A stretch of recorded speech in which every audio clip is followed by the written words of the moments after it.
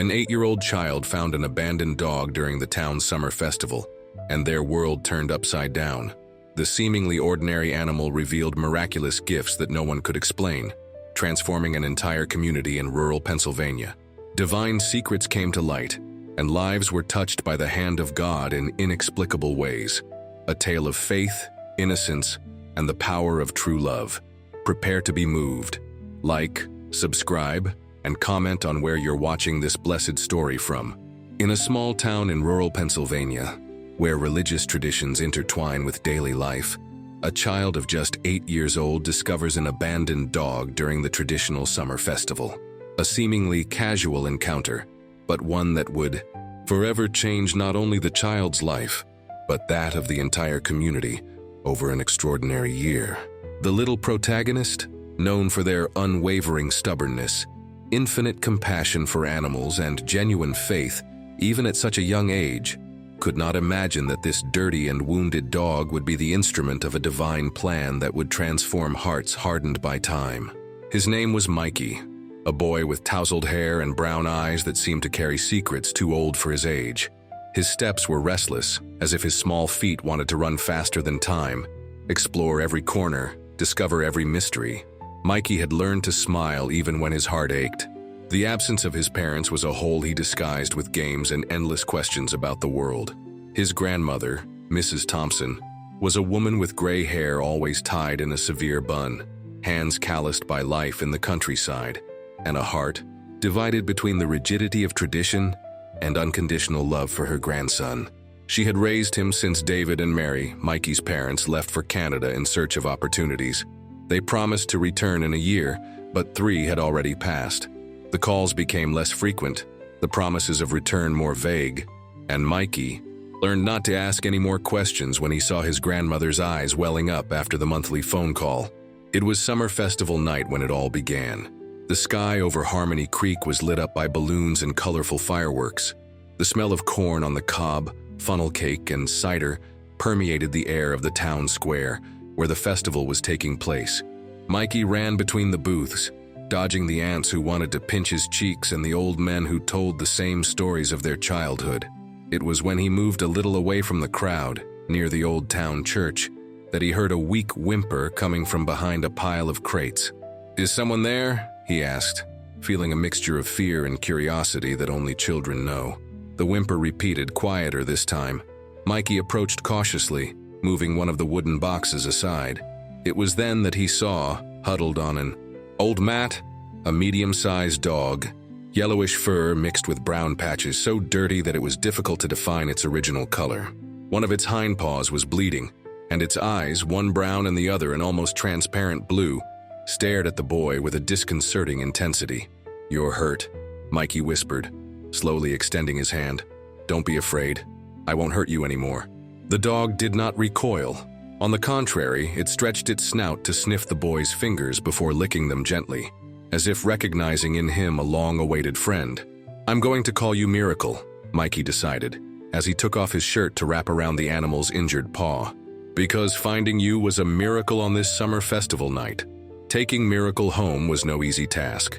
Mrs. Thompson had strict rules about animals inside the house. An animal's place is in the yard, but something in her grandson's eyes prevented her from immediately refusing when he appeared carrying the wounded dog. "Just until we find the owner," she conceded with a resigned sigh. "And he stays in the yard, Mikey. Not inside the house. He'll attract fleas and disease." Mikey readily agreed, knowing that, in time, he could soften his grandmother's heart. He had no idea how right he was, although for reasons he could never have imagined that night. The first weeks with Miracle were of adjustment. The town veterinarian, Dr. Miller, treated the injured paw and prescribed medication for parasites. He confirmed that the dog had no microchip and, given his state of malnutrition, had probably been abandoned for some time. He must be between 2 and 3 years old. He's a mutt with predominantly shepherd in him from what I can see. And this heterochromia, different colored eyes, is rare, but there's nothing wrong with him because of it. Mikey dedicated every free minute to caring for Miracle. Gradually, the animal's fur gained shine, revealing a golden color that further justified his name. His paw healed completely, and soon he was running around the yard, jumping over Mrs. Thompson's basil and rosemary plants to her despair and her grandson's joy. It was on a Saturday afternoon, when Mikey was taking Miracle for a walk in the town square, that the first inexplicable event happened. They were walking peacefully, when, passing in front of Mr. Johnson's pharmacy, Miracle stopped abruptly. The fur on his neck bristled and he began to bark insistently at the man sweeping the sidewalk. "Miracle, no, stop it!" Mikey pulled the leash, embarrassed. Mr. Johnson, a man in his 60s, bald and with a well-trimmed mustache, smiled indulgently. "Let him be, kid. Dogs sometimes do these things." But Miracle didn't stop. He began to pull Mikey towards the pharmacist with such force that the boy almost lost his balance. The dog then jumped, resting his front paws on Mr. Johnson's chest, barking now not aggressively, but as if he wanted to communicate something urgent. "Miracle, get down now!" Mikey managed to pull the dog down, mortified. "I'm so sorry, Mr. Johnson, he's never done this before." The pharmacist adjusted his shirt, still smiling, although a little disconcerted. "Don't worry, son. Maybe he didn't like my cologne." 3 days later, Mr. Johnson suffered a heart attack while serving a customer. He was rescued in time, and upon arriving at the small-town hospital, tests showed a severe obstruction in his coronary arteries. "If it had happened when he was alone at home, he probably wouldn't have survived," said Dr. Peterson, the town doctor for over 30 years. When Mr. Johnson had recovered enough to receive visitors, he specifically asked to see Mikey and Miracle. In the white hospital room with the smell of antiseptic permeating the air, he held the boy's small hand. "Your dog knew," he said, his voice still weak. "He sensed something in my heart before any medical device detected it. That's why he was barking at my chest." Mikey looked at Miracle, who, sitting at the foot of the bed, kept his heterochromatic eyes fixed on the patient, as if assessing his recovery. "Do you really think so, Mr. Johnson?" "I'm sure of it, son. That day, I went home thinking about his strange behavior. I decided to schedule a checkup as a precaution. The doctor noticed some irregularities in my electrocardiogram and ordered further tests. I was under observation. When the heart attack happened, your dog saved me." The news spread through the town with the speed of a prayer. Harmony Creek was small enough for everyone to know each other's stories, and big enough for these stories to gain unexpected proportions as they passed from mouth to mouth. In a matter of days, lines formed at Mrs. Thompson's door. People with unexplained pains, persistent symptoms, or simply the fear that accompanies the uncertainty of a diagnosis wanted Miracle to examine them. "This is absurd," Mrs. Thompson exclaimed, looking out the living room window at the almost 20 people waiting at the gate. "They're treating an animal as if he were a saint. It's idolatry, it's a sin." Mikey watched his grandmother pace back and forth across the room, the rosary between her gnarled fingers moving rapidly as she murmured prayers. "Grandma, what if it's a gift that God gave Miracle? You always say God works in mysterious ways." Mrs. Thompson stopped, her dark eyes piercing her grandson's as if trying to see something beyond what he himself understood. "Mikey, there are things in this world that surpass our understanding. But there are also coincidences that people turn into miracles out of desperation or ignorance. I don't want you to get hurt when they realize your dog is just a dog." The conversation was interrupted by firm knocks on the door. It was Father Michael, the local parish priest, a middle-aged man with kind eyes and a permanent air of concern. Mrs. Thompson received him with visible relief, certainly hoping he would put an end to the situation. "Mrs. Thompson," he began, after accepting a cup of coffee, "I need to talk about what's happening." "Thank goodness you came, Father. You need to tell these people that they are committing idolatry with this dog." Father Michael took a sip of coffee before answering, his eyes landing on Mikey, who was stroking Miracle lying at his feet. "This situation is delicate. On the one hand, I understand your concern. We should not attribute to animals powers that are divine. On the other hand, God can use unlikely instruments to manifest His will. But Father, these people are treating the dog as if he were going to perform miracles. And what do we know about miracles, Mrs. Thompson? They rarely look like what we expect. Do you remember the story of Balaam in the Bible? God used a donkey to speak to him. Who are we to limit how the divine manifests itself? Mikey watched the conversation, his eyes alternating between the priest and his grandmother. Miracle at his side seemed almost to understand what was at stake, his body tense, his eyes attentive. "What do you suggest we do then?" asked Mrs. Thompson, visibly disturbed by the lack of unconditional support she expected. "I suggest prudence and discernment. Don't completely deny the possibility, but don't promote it either. And more importantly, observe. If it's a true gift, it will manifest good fruits." In the following weeks, Mikey established a system. People could bring their problems one at a time in the late afternoon. Miracle examined them, and Mikey attentively observed his behavior. In some people, the dog showed no particular reaction. In others, he became agitated, barked, or whimpered in front of specific areas of the body. Mrs. Davis, a 70-year-old woman who suffered from persistent pain in the abdominal region, was one of the first to confirm Miracle's gift. The dog insisted on sniffing and pressing his snout against the right side of her abdomen. Later tests revealed a tumor in the intestine, still in its early stages. The case of Billy, a 12-year-old boy who suffered from frequent headaches, brought new credibility. Miracle completely ignored the boy's head, insisting on smelling his feet. Puzzled, the parents took him to a specialist in the state capital, who diagnosed a rare problem in the bones of his feet that was causing pressure on nerves, and consequently, the headaches. Each new success of Miracle increased his fame and the pressure on Mikey and Mrs. Thompson. The boy began to show signs of fatigue. His nights were disturbed by intense dreams, and during the day he was always worried about helping more people, feeling responsible for the dog's gift. His grandmother noticed the change in her grandson. The sparkle in his eyes was no longer the same, and his smile, always so easy, now needed to be encouraged. It was on a Friday morning that she knocked on his bedroom door, determined. "Mikey, there will be no consultations with Miracle today." The boy raised his eyes from the book he was pretending to read. "But Grandma, there are people waiting." "They'll wait another day then. Today the three of us are going to have a picnic at the waterfall at Stony Creek like we used to before." All this started. Mikey wanted to protest, but his grandmother's tone left no room for discussion. And secretly, he longed for a day of normalcy, away from the hopeful and sometimes desperate looks he encountered daily. The Stony Creek waterfall was about an hour's walk from town. It was a paradise, with crystal clear waters falling over, smooth rocks, forming a natural pool surrounded by dense vegetation. It was there that, for the first time in weeks, Mikey laughed without restraint, throwing himself into the cool water, calling Miracle, who swam enthusiastically beside him. Mrs.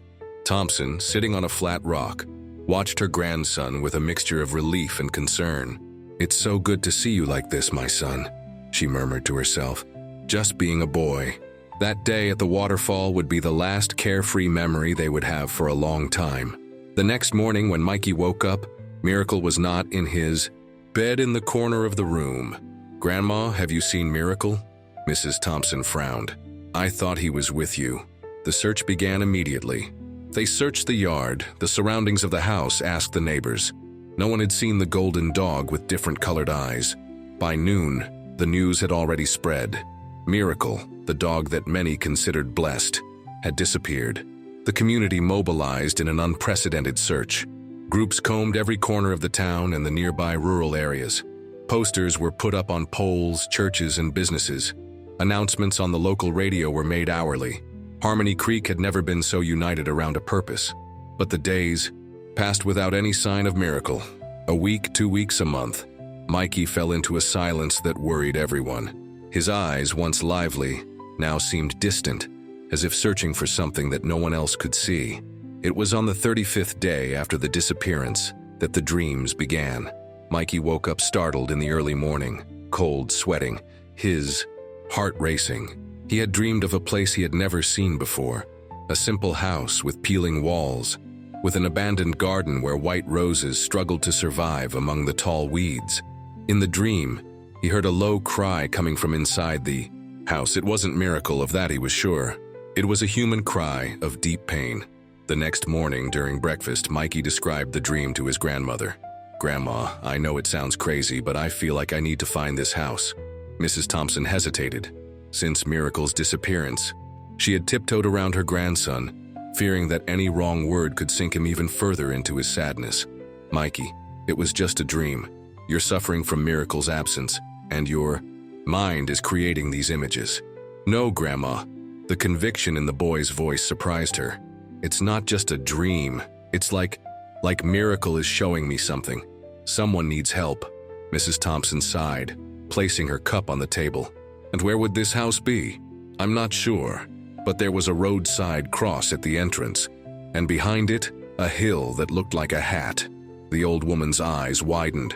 "Hat Hill is in the direction of the old Mendonca farm. It's been abandoned for years since old Mr. Mendonca died." That afternoon, against her better judgment, Mrs. Thompson accompanied her grandson to the abandoned farm. The trail was almost closed by weeds, indicating that few passed through there.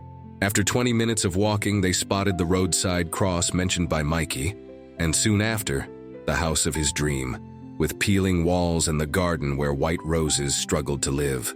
"It's here," Mikey whispered, a shiver running down his spine. They approached cautiously. The front door was ajar, swaying slightly in the afternoon breeze.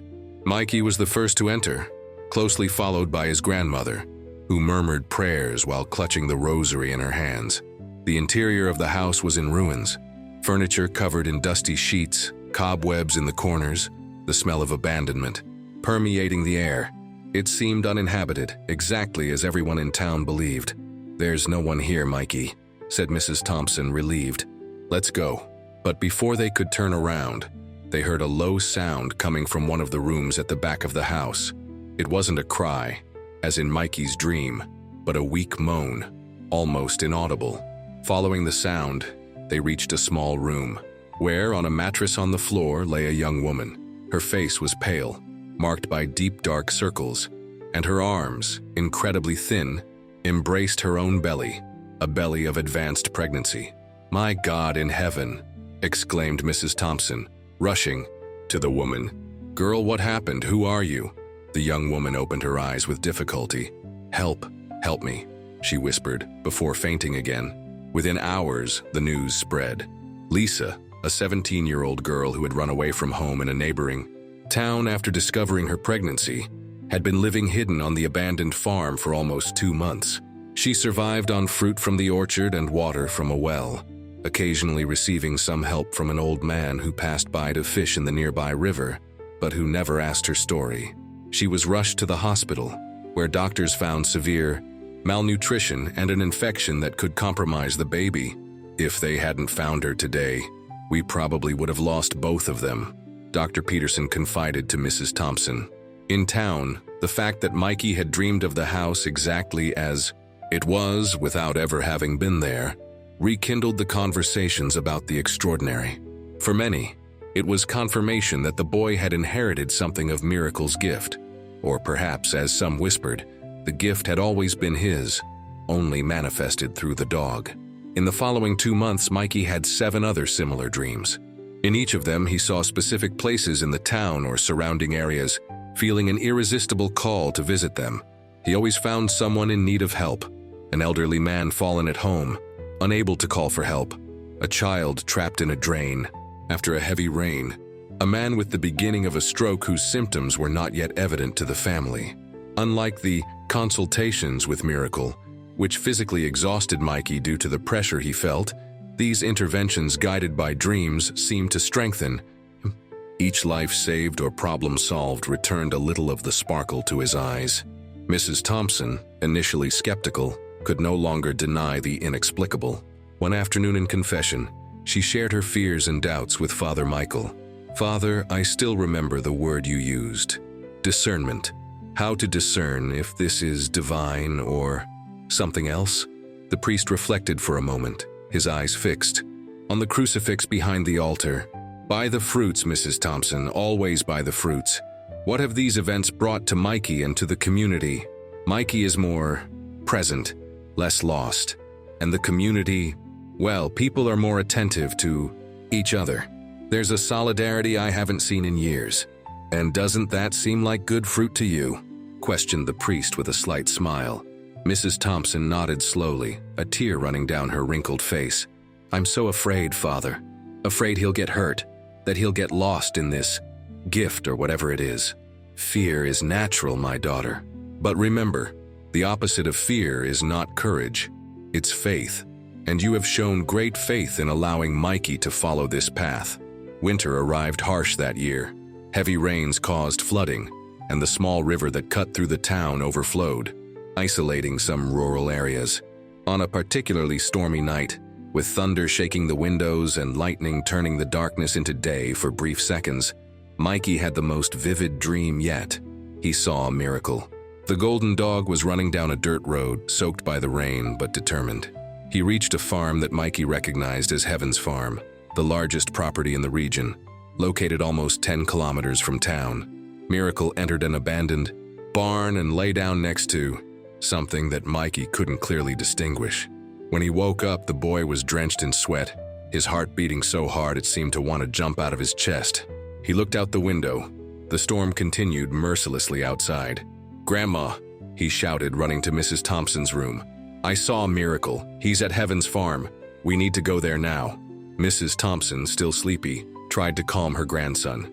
"Mikey, it's impossible to go out in this storm. The roads must be impassable." "But Grandma, Miracle needs help. And there's something there.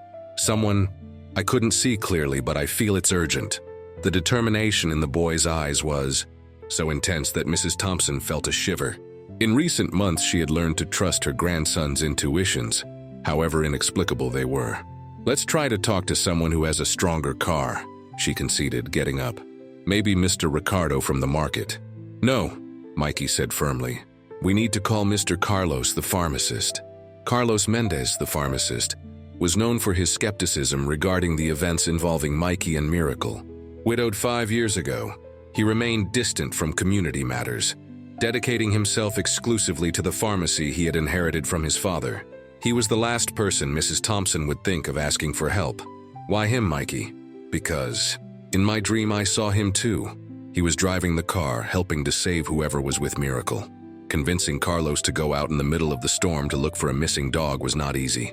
It took Mikey's insistence, Mrs. Thompson's restrained tears, and finally the intervention of Father Michael, called in haste, for the pharmacist to give in. "This is madness," he grumbled, as he drove his Jeep through the muddy roads, the windshield wipers working at maximum to combat the incessant rain. Complete insanity. Mikey, in the back seat, remained silent, his eyes fixed on the road, as if he could see through the darkness and the rain. Occasionally he gave precise instructions. "Turn right here. Watch out for the hole just ahead," which proved to be correct, increasing Carlos's discomfort. After almost an hour's drive, they arrived at the gates of Heaven's Farm. The property, once prosperous, had been in decline since its owner had died without direct heirs. Distant cousins were disputing the inheritance in court, while the farm, once a model of productivity, languished under provisional administration. The main gate was locked with rusty chains. "And now what?" questioned Carlos. "I can't break into private property." "There's a side entrance," Mikey replied promptly, "where the workers used to enter. The fence is down in one section." Carlos and Mrs. Thompson exchanged perplexed glances. How could Mikey know this? Following the boys' directions, they found the described passage. The Jeep advanced with difficulty through the muddy terrain until it reached near the barn that Mikey had seen in his dream. "It's here," announced the boy, opening the car door, even before Carlos could stop completely. "Mikey, wait!" shouted Mrs. Thompson, but her grandson was already running towards the barn, the rain soaking him completely in seconds. Carlos cursed under his breath before following the boy, with Mrs. Thompson close behind. When they reached the barn, the scene they found left them paralyzed. Miracle was there, exactly as in Mikey's dream, but he was not alone. The dog stood protectively beside a young woman lying on a pile of hay, moaning in pain. Beside her, 2 small children, approximately 4 and 6 years old, trembled with cold, huddled under a thin blanket. "My God," murmured Mrs. Thompson, quickly approaching the family. "What happened here?" The woman, with evident effort, explained that they were migrants. Her husband had gotten temporary work on a nearby farm, but when they arrived, they discovered he had been deceived. There was no work. With no money to return, They were trying to walk to town when the storm caught them. Her husband had left in the morning in search of help and had not returned. "And this dog," she said, pointing to Miracle, who did not leave the children's. He reappeared out of nowhere a few hours ago. He brought a dead chicken for the children to eat, and then stayed here, keeping us warm. Mikey knelt beside Miracle, hugging him tightly, tears of relief and joy running down his face. The dog licked his cheeks as if to say, "I was just doing what needed to be done." Carlos, observing the scene, felt something break inside him, an invisible wall he had built around his heart since his wife's death. Without saying a word, he took off his own coat and placed it over the children before heading to the Jeep to get the first aid kit he always carried. "You're in labor," he announced after a quick examination. "We need to get you to the hospital immediately." The trip back to town was tense. The woman, identified as Josie, groaned with each contraction, which came more and more frequently. Carlos drove with extreme caution, aware of the responsibility he carried. In the back seat, Mikey held the hand of one of the children while Miracle, now reunited with his owner, remained vigilant, as if still fulfilling a vital mission. When they finally arrived at the hospital, the entire medical team was already on standby, alerted by radio by Father Michael.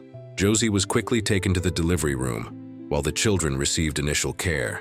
Josie's husband was found the next morning, sheltered in a sharecropper's house a few kilometers from the farm. The news of the birth of his son, a healthy baby boy despite the adverse circumstances, and the rescue of the family quickly spread, further amplifying the legend of Mikey and Miracle. The community mobilized to help the family. An abandoned house was temporarily provided, clothes and food were donated, and Carlos, surprising everyone including himself, offered the father a job at the pharmacy. This event marked a transformation in Carlos. From an isolated skeptic, he became one of Mikey's greatest defenders, helping him understand and manage his dreams and intuitions. A almost paternal bond formed between them, filling a void that both carried. Carlos for the lack of children in his marriage interrupted by his wife's premature death, Mikey for the absence of his parents. Spring arrived, marking 6 months since Miracle's disappearance and miraculous return. The town was experiencing a period of renewal, not only in nature, with flowers coloring the gardens and fruit trees laden, but also in the community spirit. It was on a sunny Sunday morning after church that an unfamiliar car parked in front of Mrs. Thompson's house. A man and a woman got out, both with nervous and hopeful expressions. Mikey, playing in the yard with Miracle, was the first to see them. The dog, at his side, froze, as if sensing the importance of that moment. "Dad? Mom?" The boy's voice was just a whisper, as if he feared that speaking louder might make them disappear. David and Mary, Mikey's parents, had returned, thinner, older, with worry lines they didn't have when they left. But it was them, finally back. The hugs were long, soaked with tears that Mikey had promised himself not to shed. There was so much to say, so many questions, so many stories to tell. Mrs. Thompson, watching from the door, maintained a restrained smile, her tearful eyes revealing the whirlwind of emotions she felt. Joy for her grandson, relief at seeing her son, apprehension for the future. It was during lunch that David and Mary revealed their plans. They had gotten stable jobs in Philadelphia. They wanted to take Mikey to live with them in the city. "You'll love it, son," said Mary, holding the boy's hand over the table. "There are huge parks, movie theaters, shopping centers, and the school we got you into is one of the best in the state." Mikey looked at his parents, then at his grandmother, then at Miracle, who was resting beside his chair. A stormy conflict grew in his chest. When would we have to go?" he finally asked, his voice almost inaudible. "In 2 weeks, replied David. "We've already rented an apartment with a room just for you. It's not big, but it's close to the school and there's a small park where we can take Miracle for walks." At least that, thought Mikey. He could take Miracle. But leave Harmony Creek? Leave his grandmother, Carlos, Father Michael, all the people he had helped and who were now part of his life in such deep ways. That night, unable to sleep, Mikey went out to the yard. The full moon illuminated the sky, transforming the shadows into mysterious figures that danced with the breeze. "What do I do, Miracle?" he asked the dog who sat down beside him, his heterochromatic eyes reflecting the moonlight. "How can I choose between my parents and all this we've built here?" Miracle did not answer, obviously, but he rested his snout on the boy's hand, as he always did when he sensed his anguish. The next morning, everyone noticed the change in Miracle. The dog, normally energetic and playful, was lethargic. He refused food and water, and his eyes, once so lively, seemed clouded by a veil of pain. "It must be some kind of virus," suggested David, stroking the animal's head. "Let's take him to the vet." But Dr. Miller, after examining Miracle, found no obvious cause for his malaise. All vital signs are normal. There's no fever, no digestive or respiratory symptoms. Physically, he seems fine. "Then why is he like this?" questioned Mikey, worry making his voice sharp. The veterinarian hesitated, looking at the boy and then at Mrs. Thompson. "Sometimes, Mikey, animals sense things that we can't measure with devices. They pick up on the energy around them, the emotions of the people they love. It's possible that Miracle is reacting to something that's happening in the family." Mikey looked at Miracle lying on the mat, so different from the vibrant dog he knew. A terrible thought crossed his mind. What if Miracle was saying goodbye? What if, in some inexplicable way, he knew that his mission was ending? Miracle's condition worsened in the following days. Even with pain medication and vitamin supplements, the dog wasted away visibly. He spent hours lying down, breathing with difficulty, occasionally raising his head when Mikey approached, only to let it fall again, as if the effort was too great. Mikey hardly left his friend's side. He talked to him constantly, told stories, recalled the moments they had shared. In his mind, he formulated a promise not yet spoken, but growing in strength and conviction. It was during the county fair, one of the most important celebrations on the local religious calendar, that everything changed. The town was decorated with colorful banners, and processions walked through the main streets. Mikey, who had been reluctant to leave Miracle, was convinced by Carlos to participate in the rosary prayer in the town square. "It will be good for you, Mikey," said the pharmacist. "Faith has powers that we don't always understand."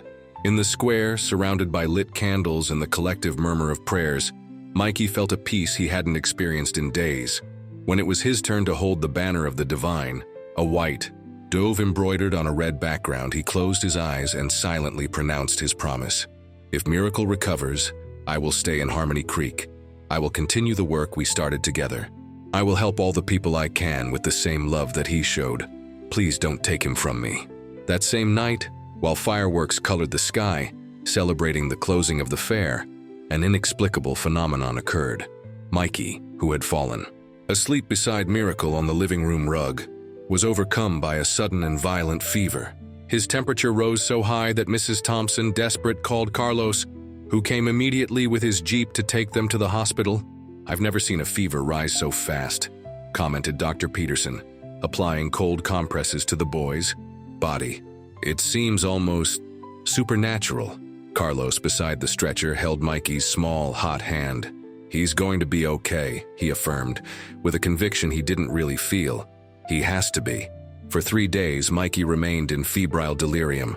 His lips moved constantly, as if talking to someone invisible. Sometimes he shouted names that no one knew, or described places he had never visited. Other times he simply smiled, as if witnessing something wonderful that only he could see. David and Mary, postponing their scheduled departure, took turns, with Mrs. Thompson and Carlos in vigils beside their son's bed. Miracle, surprisingly, had improved. While Mikey fell ill, the dog regained his strength, as if there was a mysterious connection between them, a cosmic balance being restored. On the morning of the 4th day, the fever subsided as suddenly as it had appeared. Mikey opened his eyes, clear and lucid, to find his family gathered around his hospital bed. "Miracle," was the first word he uttered, his voice hoarse from disuse. "He's fine, son," replied Mrs. Thompson, stroking his hair. "He's at home, recovered, waiting for you." Mikey smiled, a serene smile that seemed to carry a new wisdom. When he finally managed to sit up in bed, everyone noticed something extraordinary. His eyes, once brown like his father's, now showed small blue flecks, especially in his right eye, exactly like Miracle's blue eye. "Mikey," "Your eyes," began Mary, unable to complete the sentence. "I know," replied the boy simply without showing surprise. "Now I see how he saw."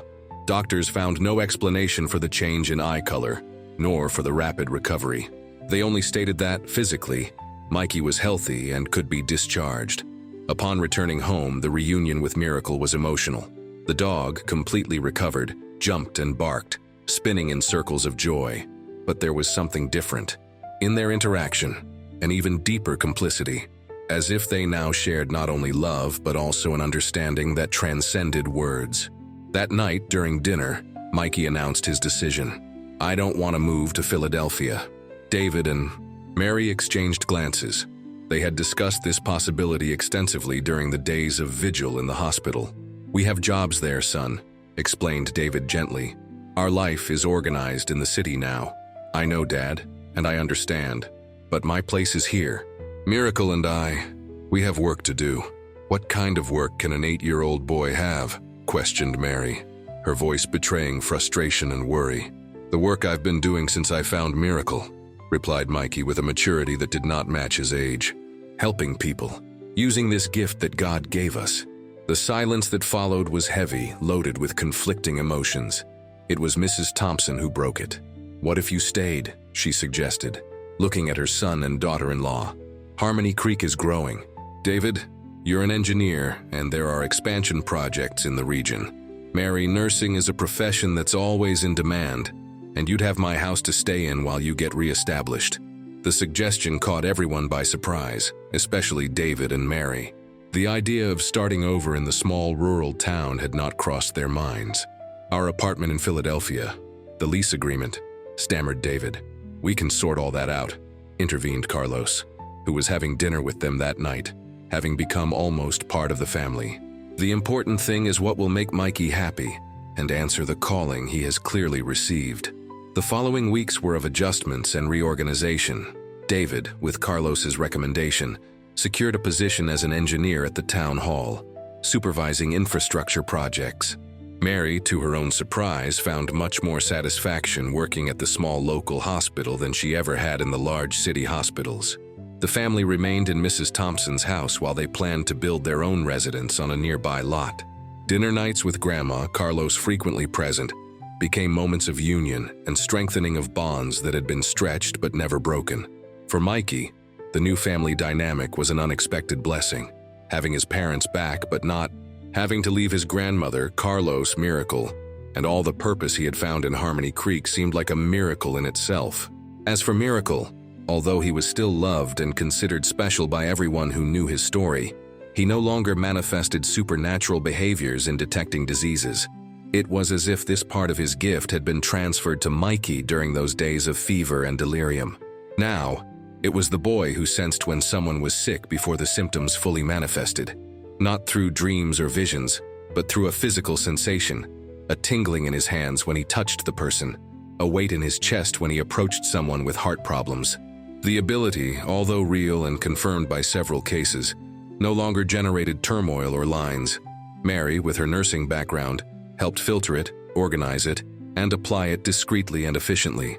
The gift had become a service, not a spectacle. It was in the 9th month after Miracle's return, when life seemed to have found a new and satisfying balance, that complications arose. Mayor Howard, realizing the tourist potential in the stories about the boy and the miracle dog, launched a campaign to turn Harmony Creek into a spiritual tourism destination. Without consulting the family, he authorized the installation of signs at the town entrances. "Welcome to Miracle Land." He began distributing leaflets in neighboring towns and even in the state capital, promoting the story of Mikey and Miracle.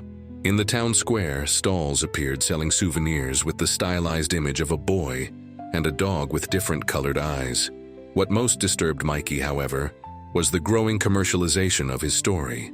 Phrases like, "Come and receive your cure," or "Witness divine power" on billboards and banners completely distorted the meaning of what he and Miracle represented.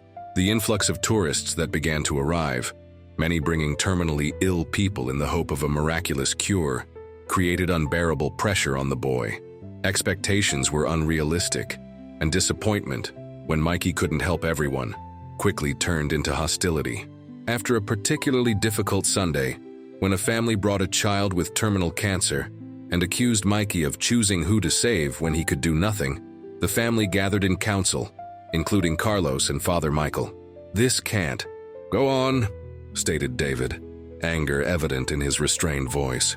"They're turning my son into a circus attraction and creating impossible expectations," added Mary.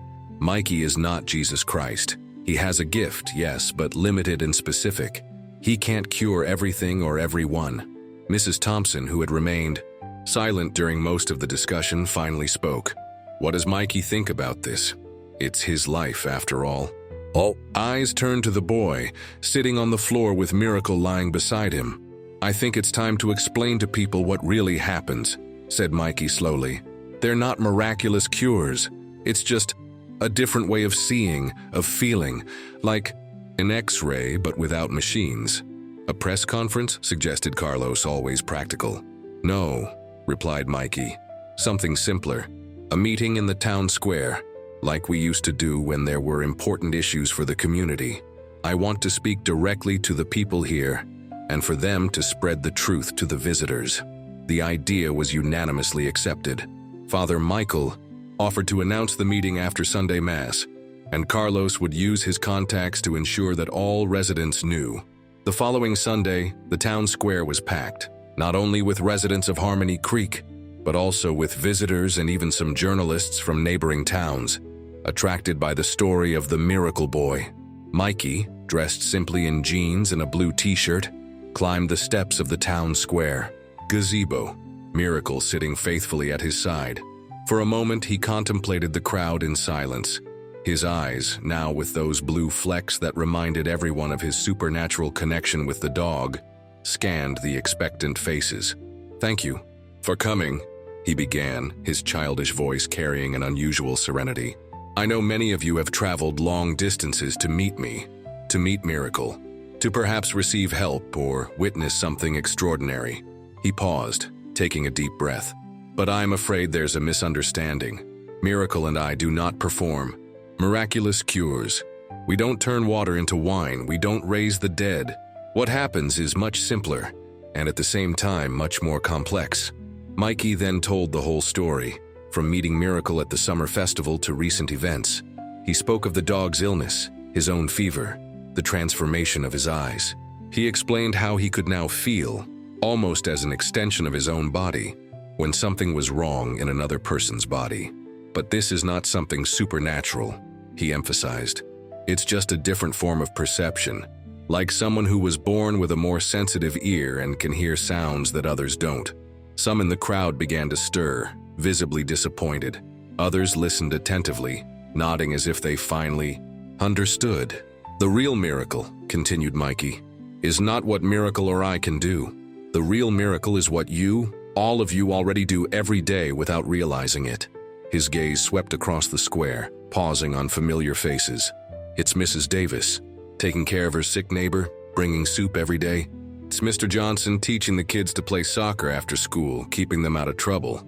It's Father Michael opening the church doors not only for prayers, but for everyone who needs a place to talk." Mikey pointed to several people in the crowd, mentioning small gestures of kindness that he had witnessed or knew about.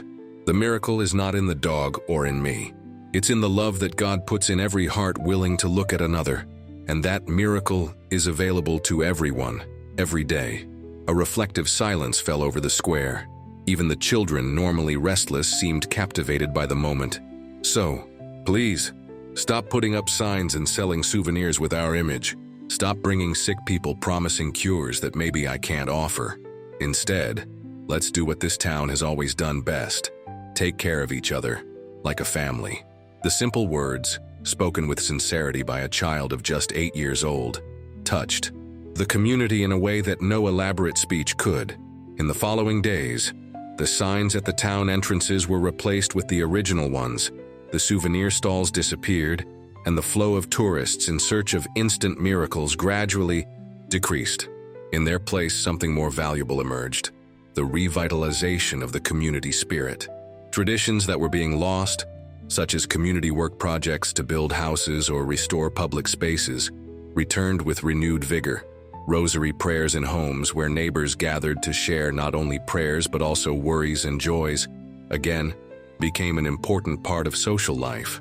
The mayor, initially frustrated with the failure of his tourism initiative, eventually realized the true value of what was happening. The town had not become a pilgrimage site for tourists, but it was transforming into a model of cooperation and solidarity that attracted the attention of neighboring municipalities for much more sustainable reasons. Mikey continued to use his gift, now in a more organized and sensible way, in partnership with his mother and the local hospital. Children from school asked to pet Miracle, believing it brought good luck in their studies. The older ones smiled indulgently, knowing that the real miracle was the transformation of an entire community from the unlikely encounter between a boy and an abandoned dog. And so, when the summer festival returned, marking a full year of this extraordinary journey, Mikey found himself again in the town square, watching the fireworks light up the sky while the square dance formed for the traditional dance. His parents danced together, visibly happy with their new life. Mrs. Thompson chatted animatedly with Carlos, who finally seemed to have found peace after his wife's death. Miracle, lying beside Mikey, was no longer the miracle dog that detected diseases. He was simply a loved, loyal dog, an inseparable part of the boy's life and the community. "Good evening, Mikey," a voice interrupted his thoughts. It was Father Michael, sitting down on the bench beside him. "Good evening, Father. I've reflected a lot on this whole extraordinary year," said the priest, looking at the starry sky. "About you, Miracle, and everything that happened." Mikey waited in silence, realizing that the priest had more to say. "You know, in the Bible, miracle doesn't necessarily mean something supernatural or impossible. The original word can be translated as sign, wonder, something that points to something greater, something that makes people stop and notice the divine in everyday life." The priest gently placed his hand on the boy's shoulder. The real miracle wasn't the diseases detected or the lives saved directly. It was the awakening of an entire community to what had always been within their reach. The ability to care, to help, to love concretely. "Like the family we took in during the storm?" asked Mikey. "Exactly, or like your parents who chose to stay. Or like Carlos who rediscovered the joy of living after years of mourning. Or like your grandmother, who learned to see beyond traditions to find the true spirit of faith." Mikey smiled, thoughtfully stroking Miracle. So, Miracle really was. The miracle, just not in the way people expected. "Precisely," agreed the priest. "And perhaps that is the greatest miracle of all, when the divine emerges not in grand spectacles, but in the small, everyday gestures that transform lives." The two remained in contemplative silence, watching the people dance under the light of the moon and stars. Miracle, as if understanding the importance of the moment, rested his snout on Mikey's leg, his heterochromatic eyes reflecting the colorful lights of the festival. Mikey understood, at that moment, that the divine plan was much greater than anyone could have imagined. It was not about physical cures, but about the healing of a people who had forgotten how to unite in love. And somehow, a stubborn boy and a dog with different eyes had been the perfect instruments for this silent and profound miracle, as unexpected as it was transformative. Under the starry sky of Harmony Creek, while the festival music lulled hearts, and the past gently integrated into the future, Mikey felt a serene certainty. Some miracles are not explained, they are only lived, and these are, invariably, the most powerful of all.